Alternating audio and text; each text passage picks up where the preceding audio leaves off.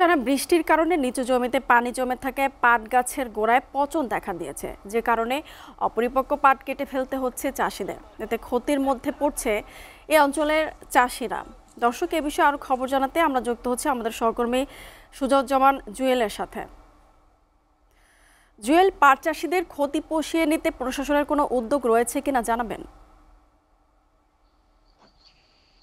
মুনিয়া, আপনাকে ধন্যবাদ। মুনিয়া, যেমনটি আপনি বলছিলেন যে ফরিদপুরের যে পাট, সেই পাটের কিন্তু বর্তমানে যে অতিবৃষ্টি, সেই বৃষ্টির কারণে কিন্তু পাটের গোড়ায় পানি জমে গিয়েছে, যে কারণে অপরিপক্ক পাট কিন্তু চাষিরা কাটতে শুরু করেছে। এর মধ্যেই কিন্তু বেশ কিছু, অর্থাৎ 10% পাট কিন্তু কাটা শুরু হয়েছে।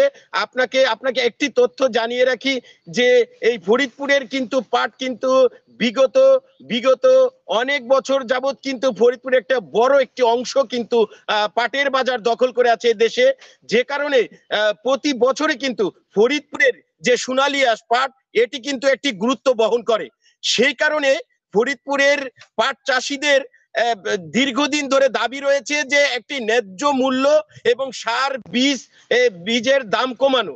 কিন্তু দীর্ঘদিন ধরে কৃষকদের এই দাবিটি পরিপূর্ণভাবে না পালন করার কারণে এরা কিন্তু কষ্টে দিন যাপন করছে।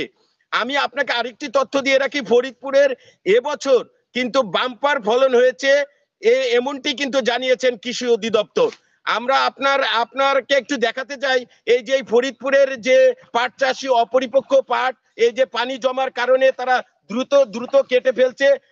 আমরা তার কাছে একটু জানতে চাই, এই কৃষকের কাছে, যে কেন তারা এই দ্রুত পাটটি কাটলেন। একটু জানতে চাই আপনার কাছে যে আপনি কেন এই পাটটি কাটলেন দ্রুত। এই পাটটা কাটে আমরা মনে করেন যে অল্প কিছুদিনের পাট বুনছি, সে বৃষ্টির কারণে পাট মারা যাইতেছে। না কাটে কোনো উপায় নাই, একেবারেই মারা গেছে পাট। এই পাট না কাটে কোনো আমার শুকিয়ে যেতেছে। এখন যাই হয়েছে কাইটে আমরা একটু জাগে ফেলাবো। আপনি শুনতে পাচ্ছিলেন যে এই পাটটি না কাটলে পাটটি নষ্ট হয়ে যাবে, এমনটি কিন্তু কৃষক জানিয়েছিলেন। আপনাকে একটু পাটের গুড়া এবং ক্ষেত দেখাতে চাই যে কি অবস্থা ফরিদপুরের এই পাটের যে অবস্থা, অর্থাৎ নিচু যে এলাকাগুলা, পাটের যে চাষাবাদের যে নিচু এলাকা, সেইখানে কিন্তু এইরকম অবস্থা হয়েছে। তবে সব পাটই যে পানি জমেছে এমনটি না, উঁচু জায়গায় যে পাটগুলো আছে সেগুলা কিন্তু ভালো হয়েছে। আমি কিন্তু আপনাকে একটু আপনার মাধ্যমে দর্শকদের দেখাতে চাই যে ফরিদপুরের যে পাটের যে নিচু এলাকা, সেই নিচু এলাকায় যে পানি জমেছে, সেই ক্ষেতের যে পাটের যে রং এবং পাটের গুড়ার যে পচন, সেটি কিন্তু আপনি দেখতে পাচ্ছেন যে এই রকম কিন্তু হচ্ছে। এবং আমরা কৃষি অধিদপ্তর উপপরিচালক শাহেদুজ্জামান, তার সাথে কথা বলেছিলাম।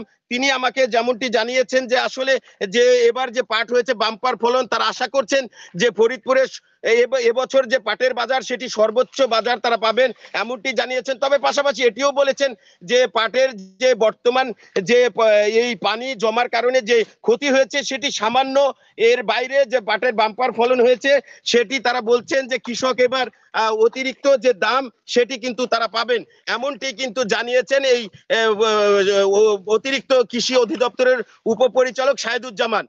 এছাড়া আমরা কথা বলেছিলাম পাটের যে আড়তদার, তারা বলছিলেন যে আসলে প্রতি বছরের ন্যায় এবছরও ফরিদপুরের ভালো পাট হয়েছে এবং তারা আশা করছেন যে সব ঠিক থাকলে পানি জাগ দেওয়ার বিষয়টি এবং পাট কাটা এবং পাট জাগ দিয়ে পাট ছাড়ানোর পরে পরিপূর্ণভাবে যদি শুকানো যায়, সেক্ষেত্রে ভালো মানের যে পাট, দীর্ঘদিনের যে ফরিদপুরের যে চাহিদা, সেটি তারা এই জেলার পাট দিয়ে মিটাবেন বলে আশা করছেন। এই ছিল আমার কাছে ফরিদপুরের পাট ক্ষেত থেকে সর্বশেষ খবর। চলে যাব আপনার কাছে মুনিয়া।